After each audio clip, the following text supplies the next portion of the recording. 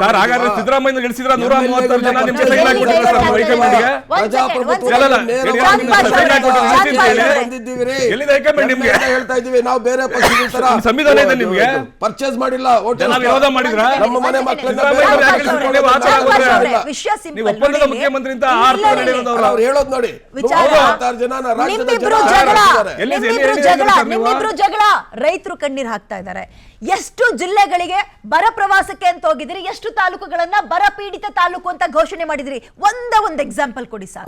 ಅದನ್ನ ಮಾತಾಡಿ ಅಂತಾನೆ ಇವತ್ತು ಬಂದಿರೋದು ಮೇಡಮ್. ಅದು ಬಿಟ್ಬಿಟ್ಟು ಸಂಬಂಧ ಇಲ್ದಿರೋದೆಲ್ಲ ಮಾತಾಡಿ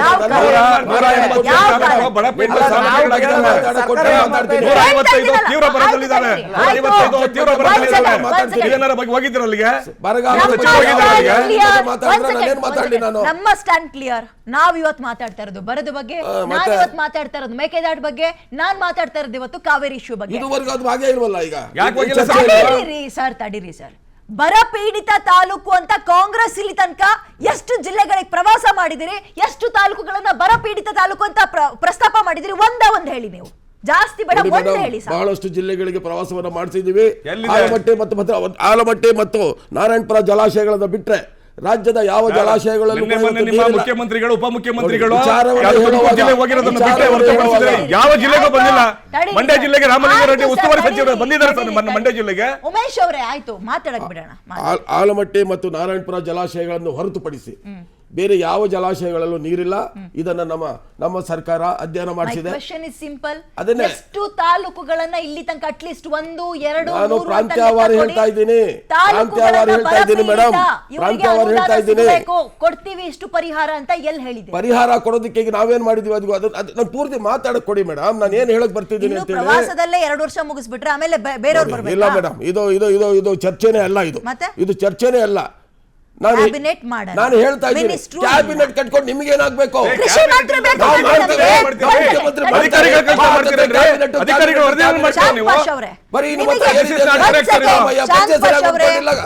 ಡಿ ಕೆ ಶಿವಕುಮಾರ್ ಶಾಲ್ ಸರಿಯಾಗಿ ಹಾಕೊಂಡಿಲ್ಲ.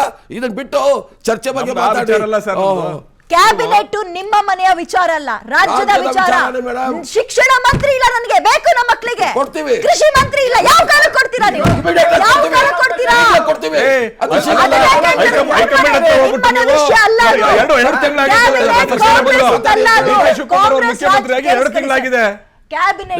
ಅವರು ಮುಖ್ಯಮಂತ್ರಿ ಆಗಿರೋ ಪ್ರಶ್ನೆಗೂ ಈ ಗಂಭೀರವಾದ ಪ್ರಶ್ನೆಗೆ ನೀವು ಫಸ್ಟ್ ಬರಗಾಲದ ಬಗ್ಗೆ ಮಾತಾಡಿ. ಬರಗಾಲಕ್ಕೆ ನಾವು ಏನೇನ್ ಮಾಡಿಕೊಂಡಿದೀವಿ ಅಂತ ಹೇಳ್ತೀವಿ. ಸರಿ ಸರ್, ನಾವು ಏನ್ ಕ್ರಮ ತಗೊಳ್ತಾ ಇದೀವಿ ಅಂತ ಹೇಳ್ತೀವಿ.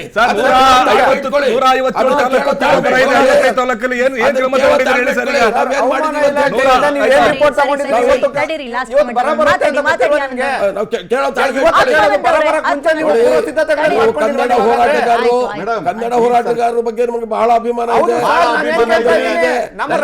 ಮಾತಾಡಕ್ಕೆ ಕೊಡ್ಲಿಲ್ಲ ಅಂತ ಹೇಳಿದ್ರೆ ನಮ್ಗೆ ಚರ್ಚೆನೇ ಬೇಡ. ನನಗೆ ನಾನು ಇದನ್ನ ಯಾವ್ಯಾವ್ದು ಮಾತಾಡ್ತಾರೆ ನಮಗೆ ಬೇಕಾಗಿಲ್ಲ. ಪಲಾಯನ ಮಾಡ್ತೀನಿ ಅಂದ್ರೆ ಕಾಂಗ್ರೆಸ್ ಅಲ್ಲ. ಮಾತಾಡ್ಸಿ ಮೇಡಮ್, ವಿಚಾರದ ಬಗ್ಗೆ ಮಾತಾಡ್ಸಿ. ಕೊಡ್ತಾ ಇದ್ದಾರಾ? ತಡೀರಿ, ಅವ್ರು ಅವಕಾಶ ಕೊಡಿ. ಕೊಡ್ತಾ ಇದ್ದಾರಾ? ಈಗ ಅದನ್ನೇ ಕೊಡ್ತಾ ಇದೀನಲ್ಲ, ಮಾತಾಡ್ತಿದ್ರೆ ಮೈಕಿತ್ತು ಹೋಗ್ತೀನಿ, ಪಲಾಯನ ಮಾಡ್ತೀನಿ. ಮೊದಲನೇ ಸರಿ ವಿಷಯ ನಿಮಗಿಲ್ಲ, ವಿಷಯ ನನ್ನ ಹತ್ರ ಇದೆ, ನಿಮ್ಮ ಹತ್ರ ಇಲ್ಲ. ನೀವು ಬಂದಿರೋದು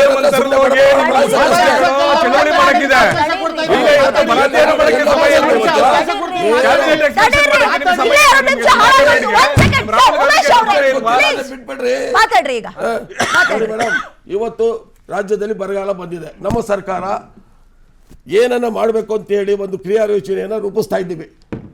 ಆ ಯೋಜನೆ ರೂಪಿಸೋದಲ್ದಿರ ಮೋಡ ಬಿತ್ತನೆಯ ಕೆಲಸವನ್ನು ಮಾಡಬೇಕು ಅಂತೇಳಿ ಅದಕ್ಕೂ ಬೇಕಾದಂಥ ತಯಾರಿ ಕೂಡ ನಾವು ಮಾಡ್ಕೊಂಡಿದ್ದೀವಿ. ಕೇಂದ್ರ ಸರ್ಕಾರಕ್ಕೆ ಕೇಳಿದ್ದೀವಿ, ನಮ್ಮಲ್ಲಿ ಬರಗಾಲ ಇದೆ, ದಯಮಾಡಿ ನಿಮ್ಮ ತಂಡವನ್ನು ನಮಗೆ ಕಳುಹಿಸಿಕೊಡಿ. ಆ ತಂಡ ಬಂದು ಇಲ್ಲಿ ಅಧ್ಯಯನ ಮಾಡಿ ಒಂದು ವರದಿಯನ್ನು ಕೊಟ್ಟ ತಕ್ಷಣ ನಾವು ಕೇಂದ್ರದ ನೆರವನ್ನು ಕೇಳಿದ್ದೀವಿ. ಬರೀ ರಾಜ್ಯ ಸರ್ಕಾರ ಒಂದೇ ಮಾಡೋದಕ್ಕಾಗೋದಿಲ್ಲ. ಅವರಿಗೆ ಬೇಕಾದಂಥ ದಾಖಲೆಗಳನ್ನ ಕೊಡೋದಕ್ಕೆ ಈಗಾಗಲೇ ಅಧಿಕಾರಿಗಳಿಗೆಲ್ಲ ನಾವು ಮಾಹಿತಿಯನ್ನು ಕೊಟ್ಟಿದ್ದೀವಿ. ಅವ್ರು ಬರಬೇಕು. ಬಂದ ಮೇಲೆ ನ್ಯಾಯಯುತವಾಗಿ ಎಲ್ಲೆಲ್ಲಿ ಬರಗಾಲ ಪೀಡಿತ ಪ್ರದೇಶ ಇದೆಯೋ ಅದನ್ನು ಐಡೆಂಟಿಫೈ ಮಾಡಿ ಅನೌನ್ಸ್ ಮಾಡ್ತೀವಿ ಇಂತಿಂತ ಕಡೆ ಅಂತ ಹೇಳಿದ್ದೀವಿ. ಮಾಡೋ ಮುಂಚೆನೆ ಎಲ್ಲೆಲ್ಲಿ ಮಾಡಿದ್ದೀರಾ ಅಂದರೆ ನಾನೇನು ಹೇಳಿ, ಇಷ್ಟೆಲ್ಲ ಮಾತಾಡೋರು 3 ವರ್ಷ ಆಯಿತು ಅಂತ ನನಗೊಂದು ಪ್ರಶ್ನೆ ಹಾಕಿದ್ರಿ.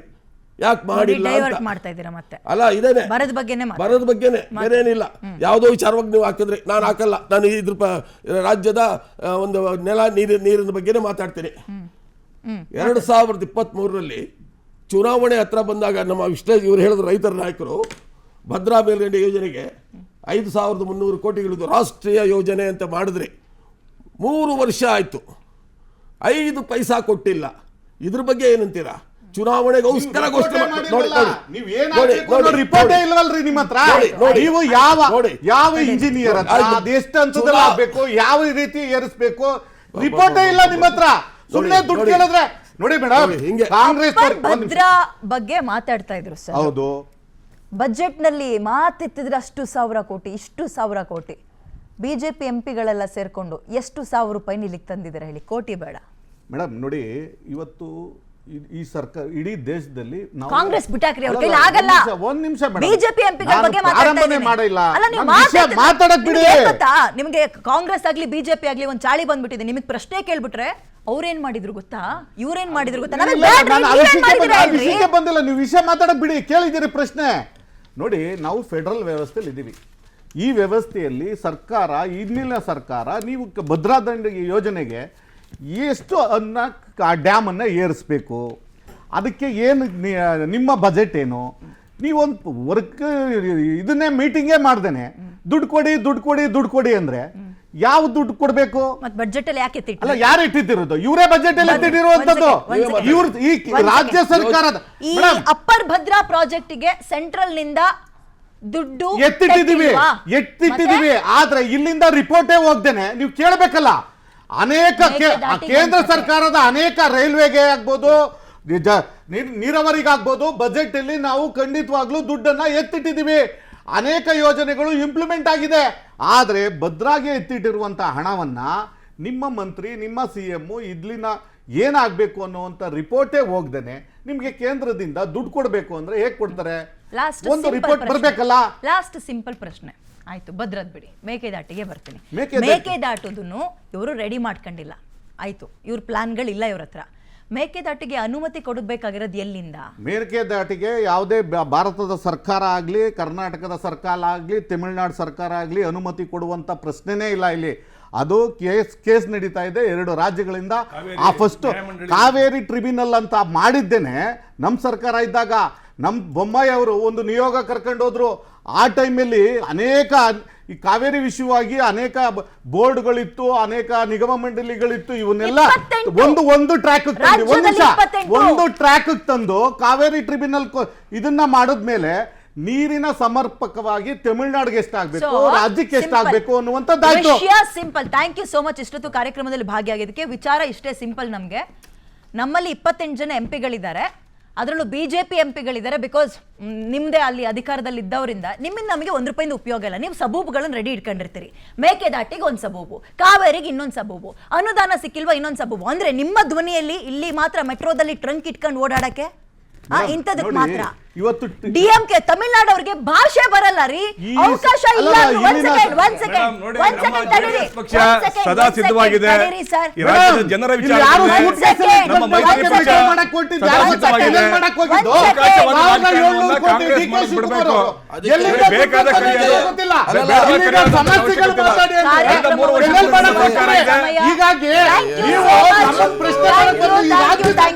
ತಡೀರಿ, ಮುಗಿತು ಬಿಡ್ರಿ, ಆಡಿಯೋ ಮ್ಯೂಟ್ ಆಯ್ತು. Thank you so much.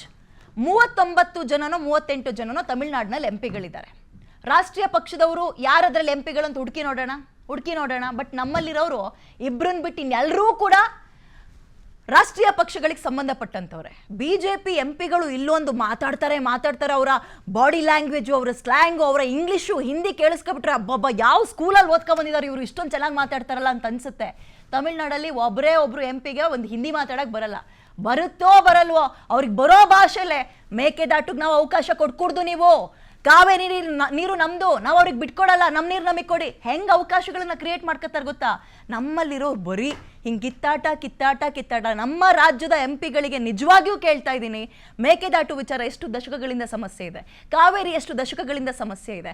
ಬರ ಅಂದ್ರೆ ರೈತರು ಬರೀ ಈ ಕಡೆ ಆತ್ಮಹತ್ಯೆ ಮಾಡ್ಕೋಬೇಕು, ಇಲ್ಲ ಕಣ್ಣೀರ್ ಹಾಕ್ಬೇಕು. ಮೊನ್ನೆ ಒಬ್ರು ಶಾಲ್ ಹಾಕಕ್ ಹೋದ್ರೆ ರೈತರಿಗೆ ಸಿಎಂಗೆ ಹೇಳ್ ಕಳಿಸ್ತಾರೆ, ನನಗೆ ನಿಮ್ ಶಾಲು ಬೇಡ ಏನು ಬೇಡ ಸ್ವಾಮಿ, ದಯವಿಟ್ಟು ನೀರ್ ಕಳಿಸಿ ಅಂತ ಕೇಳ್ತಾರೆ ರೈತರು. ಸಿಎಂ ಹೋಗಿ ಶಾಲ್ ಹಾಕಕ್ ಹೋದ್ರು ಬೇಡ, ಹಾಕಿಸ್ಕೊಳ್ಳಲ್ಲ ಅವರು. ಇಂಥ ಎಂಪಿಗಳನ್ನ ಇಟ್ಕೊಂಡಿದೀವಿ. ಒಬ್ರು ಬೆನ್ಮೂಳೆ ಇದೆ ನನ್ಗೆ, ನಾನು ಗಟ್ಟಿಯಾಗಿದ್ದೀನಿ, ನಮ್ ರಾಜ್ಯದ ಪರವಾಗಿ ನಿಂತ್ಕೊಂತೀನಿ, ರಾಜ್ಯದ ಜನದ ಋಣ ನನ್ನ ಮೇಲಿದೆ, ಹೋಗಿ ಮಾತಾಡ್ತೀನಿ ನಾನಲ್ಲಿ ಅಂತ ಒಬ್ರು ಬೆನ್ಮೂಳೆ ತೋರಿಸುವಂತಹ ಎಂಪಿಗಳು ನಮ್ಮಲ್ಲಿ ಇಲ್ವಾ? ಇದು ಕರ್ಮ ನಮ್ದು. ನೋಡೋಣ, ಇವತ್ತು ಸರ್ವಪಕ್ಷಗಳ ಸಭೆ ಕರೆದಿದ್ದಾರೆ, ಅಲ್ಲಾದ್ರೂ ಒಗ್ಗಟ್ಟಾಗ್ತಾರ ಅಥವಾ